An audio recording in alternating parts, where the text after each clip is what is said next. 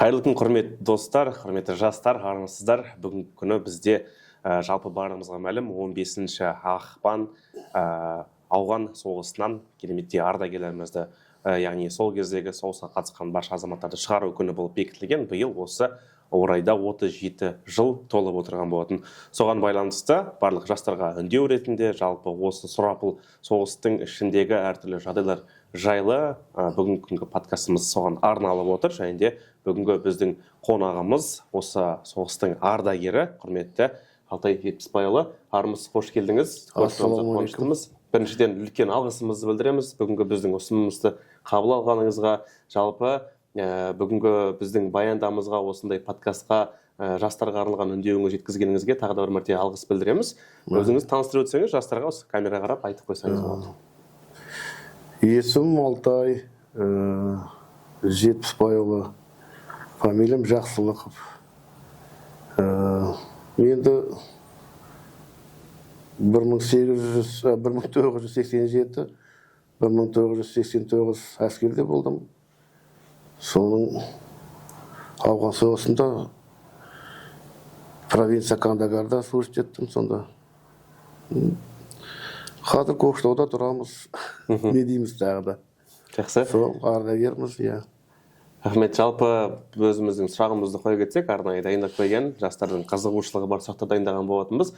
Жалпы бұл енді барлығымызға мәлім, өте ауыр, еске алуға да қиын бір сәттердің бірі ғой өмірдегі. Сонда да бұл осыған дейінгі жалпы өзіңіздің өміріңізді айтып өтсеңіз, бұл сәт басталғанға дейін кішкентай кезіңіздегі мектеп уақытында жалпы алдағы уақытқа өзіңіз қандай мақсат қойып едіңіз, қандай мамандық иегері болам деп ойладыңыз?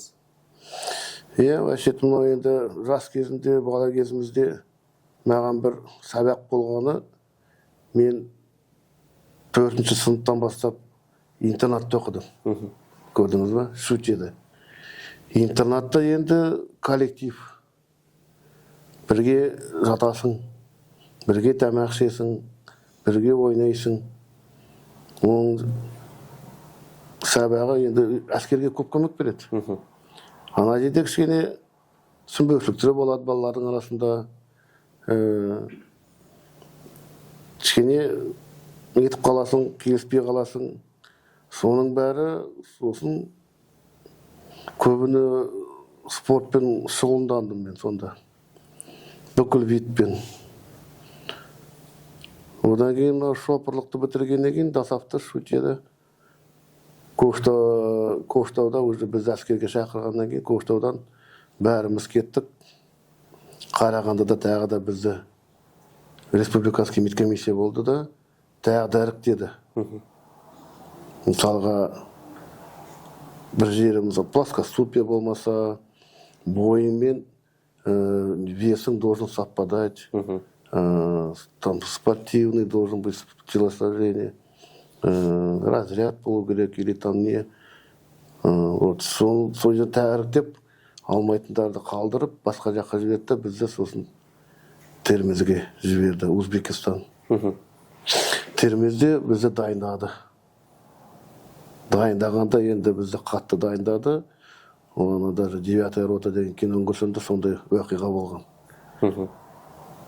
Бәріне атуға да сопка твоя, сопка моя дейді, душманский городок, стрельбище ночная, дневная, бәрі болды. Мазбросогында болды 20 километр, 25 километр. Коробкамен жүгіресің. Взвод. Артта қалды ма біреу? Один за всех, все за одного дейді. Біреу үшін сосын весмешокқа тас салады да жүгіртеді тағы да. Оңай болған жоқ. Аллаға шүкір дегенім, ауылда өскеннен кейін шуға орау білдік. Аяғымыз қажалмайды, төзімділікке үйренгенбіз. Көбі қаланың жігіттері болды.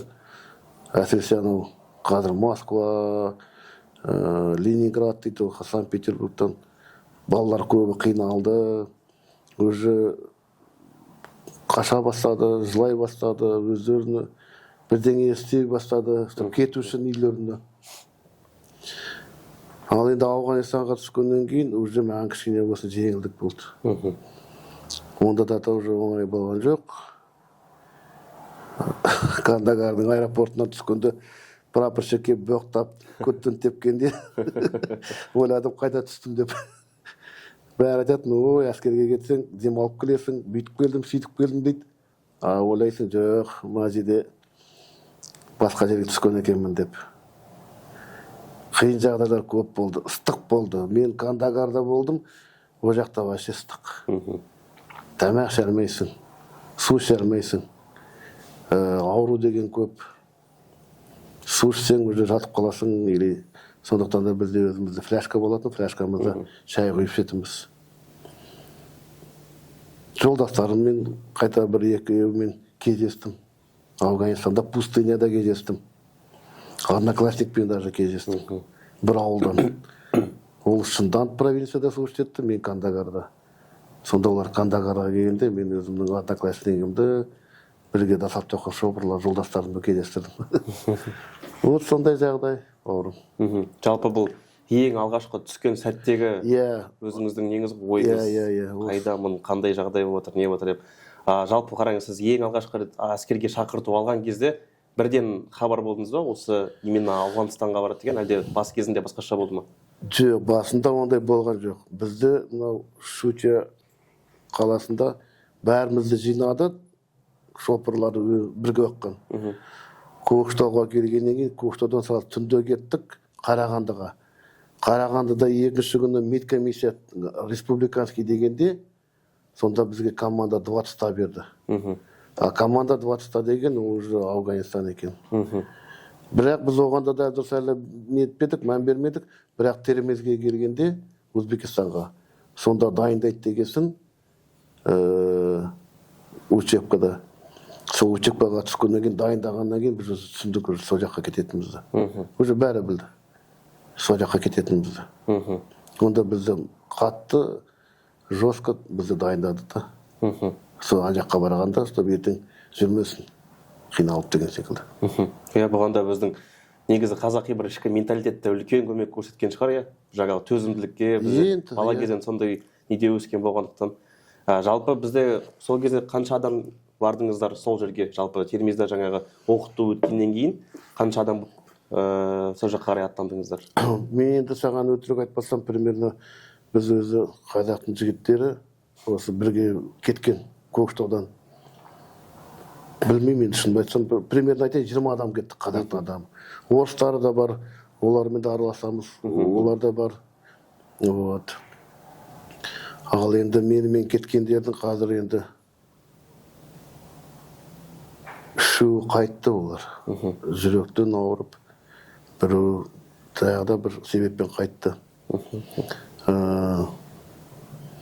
Бір жолдасымыз ранениемен келген. Оны комиссовать етті. Қазір Аллаға шүкір, осында Көкшетау, осында тұрады өзімізді. Сол 20 шақты адам кеттік. 20 шақты адам сол жаққа аттандыңыздар. Жалпы бұл енді әрине басқа мемлекетке жай бейбіт заманның өзінде барғанда бір ерекше сезім ғой, әртүрлі. Бірақ сіздер сондай жағдайда біліп тұрған кездегі жалпы ауған жерін ең бірінші аяқпен басқан кездегі басқан қадам болған сәтте жаңа айтып өттіңіз, қайда келдім, жаңағы прапорщик мырзаның өзінің сізге айтқан сөздерінен кейін әртүрлі ой болады ғой. Жалпы былай бір кішігірім өздеріңіз орналасқаннан кейінгі қандай ой болды, қандай сезім, жалпы қиын сәт болды ма сіз үшін? Енді басында онда түскеннен кейін, Ауғанстанға түскеннен кейін, басында мен қиын болды. Бір 15 күнде мен үйрене алмадым. Климатқа, екіншіден анау неге өзі айтады ғой, ортаға үйрене алмай. О жақтың ортасы өзгеше вообще. Солдаттардың ортасы өзгеше. Басқа. Мұнау Совет үкіметі кезде әскердегілер мысалы, оларда бай болса, дедовщина болса, там или землячество болса, ана жерде өзі басында түсінбей қалады екенсің. Бірақ ана жерде бірақ ой болу керек, адамда үйге тірі барам десең, жаңа айтады ғой енді, білмеймін оны, жазасында бір по-волчьи живешь, по-волчьи ой дейді ғой. Қасқыр болу керек та анда. Бір минусыңды көрсеттің ба, сен уже ана жерде жеп қояды бәрі. көрдің ба? Сондықтан да анау арық ит дейді. Арықтығын көрсетпейді дейді. Бүйтіп бөрісін көрсетеді дейді. Жүнін көтеріп бүйтіп жүгінді. Сөйтіп жүресің, ішінде бәрібір қорқыныш бар. Әрине, иә. Ондай жерге түсіп кетсең. Иә. Жалпы ол кезде сіз неше жаста едіңіз? Ол кезде 18, 18 19-дамыз ғой. Енді жаңағы барлық взрослая жизнь дейді ғой, айтқан кезде. Ересек өмірге енді үйреніп жатқан кезде 2 жыл қатарынан сол жақта болған боларсыздар, жалпы тағы да бір алғашқы енді оқыту кезінде атқан жүгірген бір бөлек кәдімгідей нағыз соғыс басталып кеткен кезде алғашқы атыс кезінде қауіп төнген жағдай болды ма, сондай кезде қандай сезім болды? Жалпы ең алғашқы ойларыңыз әрине қорқыныш сезімді үрейде болады, намыста болады іште, сонымен бөлісіп өтсеңіз. Енді бізде өзі түскен бетте өзі бір айдан кейін бір уақиға болды. Бізді кішкене бригадамызда не болды? РС-пен атқан. Зеленкадан атады дұшпандар. Сонда кішкене бізде қорқыныш сезім болып, біздің палаткамыздың астында өзі қазылған бомбоубежище болады. Соған барып тығылғанбыз.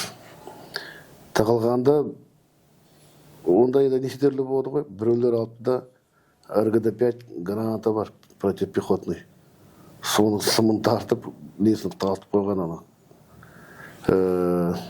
Запалдың кольцосын. Соны біз түсіп бара жатқанда байқап қойып, ананы мысалы біреу аяқпен етіп кеткенде, уже кетер еді біреу. Сондай да істегендер болады бізде. Енді өзіміздікілер ғой, көрдің бе? Оны алып та керек жоқ, бірақ ал енді анау атқанда сонда өзі қазір өзі марқұм болды. Енді ол қорқып кетті енді, айтады, атын айтпай қойынсын. Өлген жеріміз осы жер ғой, Алтай деп айғайлайды. Мен айттым, мен үндеме, ұят бол, қайтерсің. Давай үндеме, төмен түсейік деп. Енді адамның қорқынышы бар, несі, зәресі кетеді. 18-19-ға толмағанбыз әлі ол кезде. Сонда еді бір кішкене таяқ жегенбіз дұшпандардан. Әртүрлі ойлар мазалайды дейсіз ғой. Енді. Жалпы былай ең бірінші ой енді әрине үрей қорқыныш қой, бірақ адам ненешеден бірінші рет қорқады екен, сол қызықты. Мысалы енді өлімнен ба, белгісіз жағдайдан ба, әлде басқа адам ойлары мазалай ма? Ең алғашқы үрей неден туады жалпы? Енді әр адамға әртүрлі келеді шығар. Менің мысалға ондай үрейде мен өзім мысалы сонда неге түскенде өлім туралы емес, адам сасқалақтап қала ма, неше түрлі ойлап не істерімді білмей қалады екенсің, содан шошиды екенсің, содан қорқады екенсің. Мына жерге тығылайын ба, мына жерге жата қалайын ба? Болған жоқ, өліп қаламын деп қорқыныш болған жоқ. Бірақ адамның басқа қорқыныштары болады енді, басқаша стоп. Қай жерде тығыла қойын, қай жерден ата қойын. Не болады, не күту керек екен білмегендіктен ғой, әрине. Сондай жағдай болды, Жалпы жаңа айтып отырсыз, бір-бірлеріңізбен бірге көріскен жандар болды, өзіңізбен бірге барған жандар. Жалпы жауынгерлік бауырмалдық дейміз ғой. Қазіргі уақытта енді сол нәрсе сол жақта, яғни өте қатты болу керек шығар. Сіздер үшін жауынгерлік бауырмалдық қалай қазіргі күнге дейінгі жағдайдың барлығын сипаттап өтсеңіз? Ол кезде бауырым мен кімді көргенде өзімнің одноклассникімді, есімі Ермек. Екеуміз бір ауылдан өстік. Бір мектепті бітірдік екеуміз. Тасапты бірге бітірдік. Сонда мен оны анау неде көргенде, шетелде көргенде, қарайым Мөңке Көкшетаудың жігіттері КамАЗбен келіп жатыр. Ермекті сұрап едім, осында дегенде, ана жерде екеуміз, как будто бір ауылда кездескендей болдық. Бірақ енді кім ойлаған, что екеуміз за кордоном кездесеміз деп.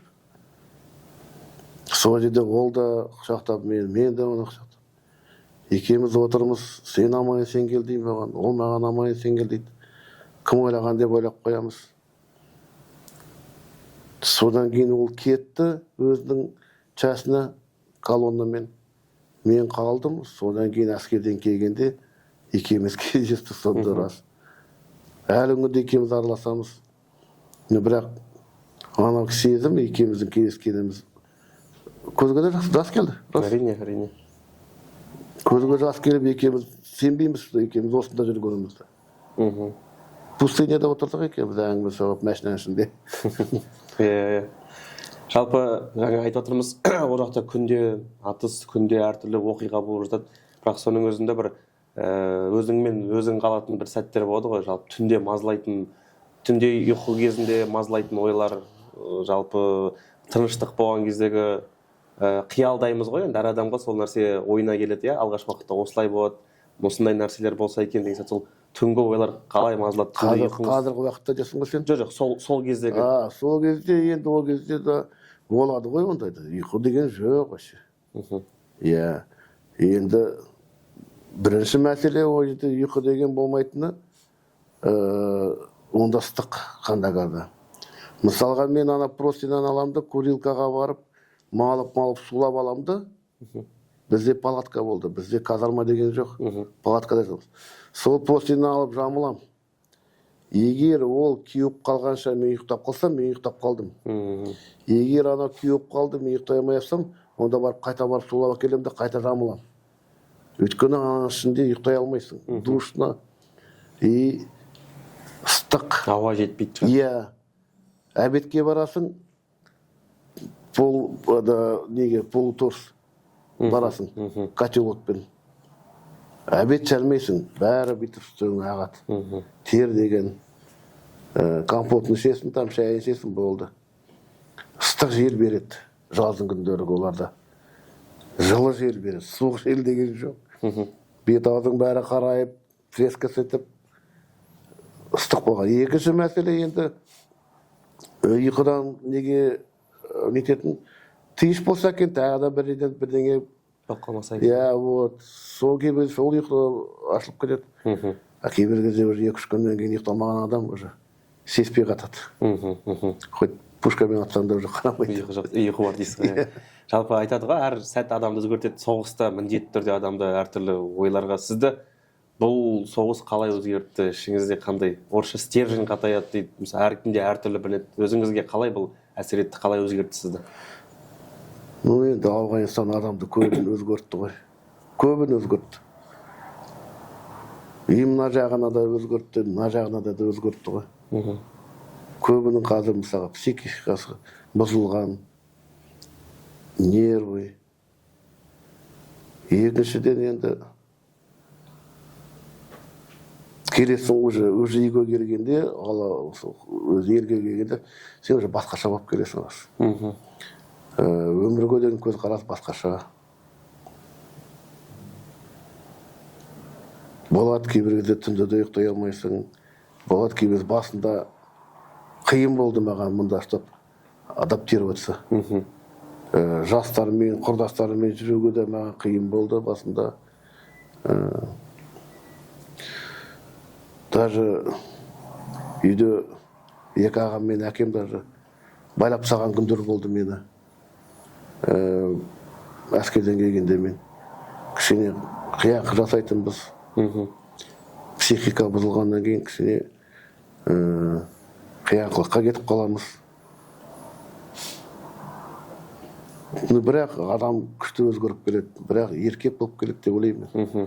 Кәдімгідей уже 20 жаста сен нағыз ер жігіт болып, елдің бір несі де болып келесің.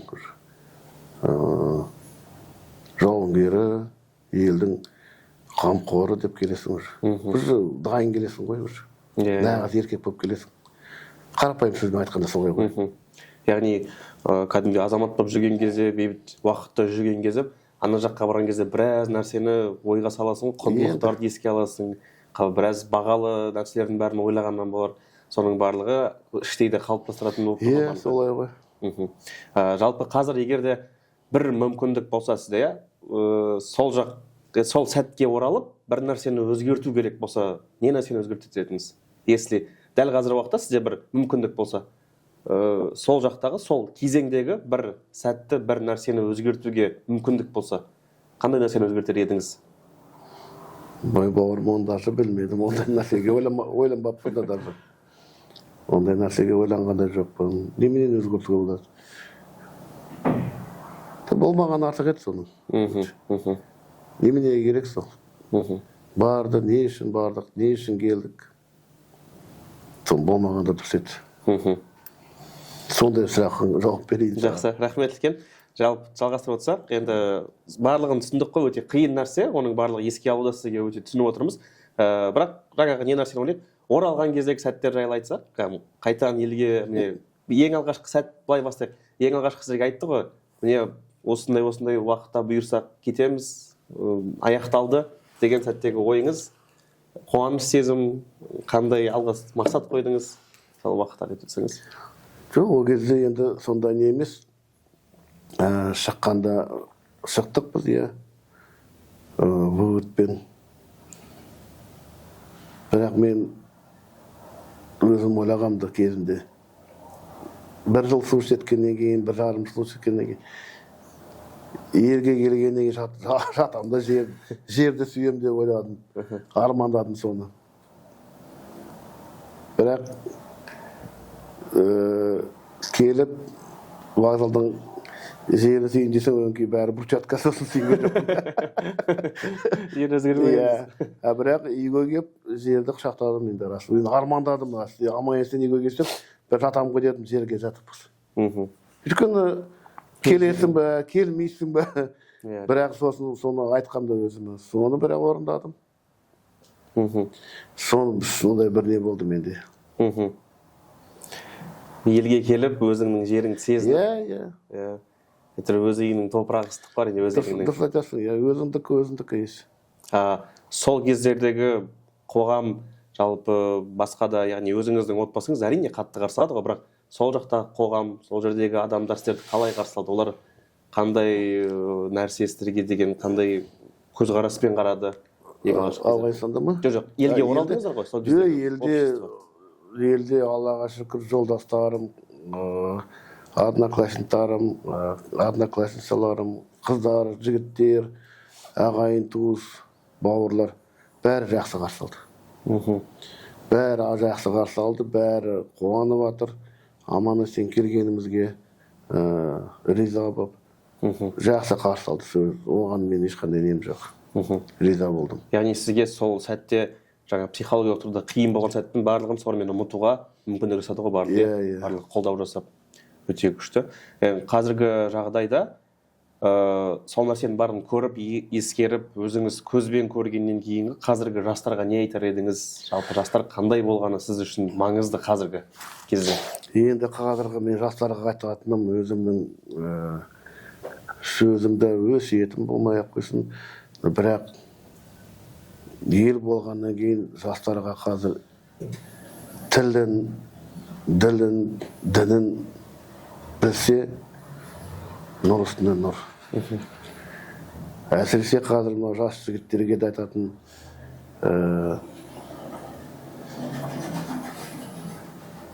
жігіт болып, әскерге барып, өзінің борышын атқарып берсе, ол да мысалға сауап өздеріне. Қазір мен жастарды қараймын, енді мен оған кішкене қарным ашады жас жігіттерге. Көбі нәзік, ол жамандаған емес, ғайбат емес, кішкене ынжықта бар.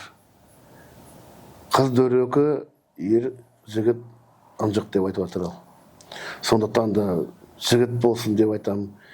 Еркектігін көрсетсін. Еркек деген ол өзінің мысалы елін қорғайтын, елдің намысын қорғайтын жігіттер ғой. Сондықтан да мен оларға айтатын, дене шынықтырумен айналысып, спорт саласында айналысып, қызмет бір жыл әскери міндетін борышын атқарып келсе, нұр үстіне нұр. Ел үшін ойлау керек. Так, одан басқа мен олардан түк сұрамаймын, жастар үшін. Соны ғана осы істесе, Құдайға шүкір біздің еліміз, Қазақстанымыз мықты болады. Әрине әрқайсысы өзі патриот болу керек, патриоттық сезімді өзінде болу керек. Дұрыс айтасың, иә. Сондай сезім болса әрқайсысында бұл дұрыс болады дейді. Және тағы да бір сұрақ, мынау қазір сол кездегі сәттер бойынша әртүрлі фильмдер шығады, кітаптар бар, телевизиялық бағдарламалар бар. Енді өзіңіз көзбен көргеннен кейін айырмашылығы бар ма? Қазір сурет деген нәрсе көп па, әлде шындыққа ұласа ма соның барлығы? Қалай көрсетіліп отыр, өзіңіз байқадыңыз Кинодан ба? Киноларда кітаптар шығарып отыр ғой, әртүрлі сол кезде болған. Кітапты енді оқыған жоқпын енді, бауырым. Ал енді кинолардың бәрі енді бұлай нете қоймаймын мен сол.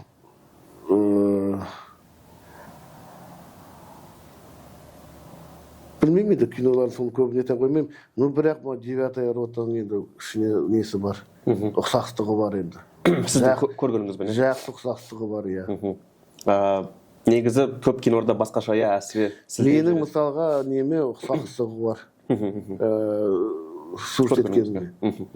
Иә. Дәл келіп отыр сұрақтың барлығы. Жақсы. Жалпы енді соңғы бір сұрақтарға көшейік. Бүгінгі күні сізге бұл ауған соғысы барлығы қалай, жалпы нені білдіреді? Сол барлық жағдай болды ғой. Сіз үшін іште бір сипаттап өтсеңіз, бұның барлығы нені білдірді? Қандай болды? Оны қалай түсінуге болады, қалай білдірді? Жалпы сіздің жүрегіңізде қандай орын қалдырды? Қандай қалдырды жүректі? Бірақ жүрегімде сондай жақсы нәрсе қалды деп айта алмаймын. О жақтағы нелердің бәрі. Өңкей қайғылы оқиғаларды көрдім, өңкей нелерді көрдім. Сондай жақсы впечатление деп айтпаймын. Жоқ, сонда мен болдым деп, сөйттім деп, мен наоборот ондайға не емеспін кішкене.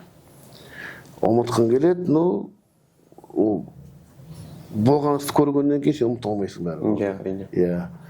Сондықтан да тыныштығын берсін өзі бәріне де. Сендерге де міне жұмыстарыңа берекет берсін. Рахмет. Осындай бауырым, сұхбатымды айтайын саған енді. Рахмет екен. Жалпы менің де ойымша, қандай жағдай болмасын, тарих сіздерді ұмытпау керек міндетті түрде. Әрине бұл тарихта өшпес ізін қалдырған үлкен ерлік пен жалпы қан мен тердің ортасында болған үлкен бір сұрапыл соғысқа айналды. Қазіргі жастарға барлығы міндетті түрде бұл тарихты сақтап жүріп, сіздердей өзіміздің ардагерлерімізді ардақтап, құрметтеп, әр уақытта өздерінің сый-сияпаттарын білдіруге тиіс деп ойлаймын жастар ретінде. Бүгінгі сіздің сұхбатыңыз үлкен рахмет. Алдағы уақытта тек қана денсаулық, барлығы жақсы болсын, отбасыңыз аман болсын. Осындай жылдан жылға жастарымызға керемет үгіт, насихат, тәрбие, тәлім беріп жүргендеріңізге алғыс білдіремін, және алдағы уақытта да бұл нәрсе жалғасады деген ойладым. Бүгінгі сұхбатыңыз үлкен рахмет. Осымен бүгінгі подкастымызды, эфирімізді аяқтайық. Әмин. Жақсы.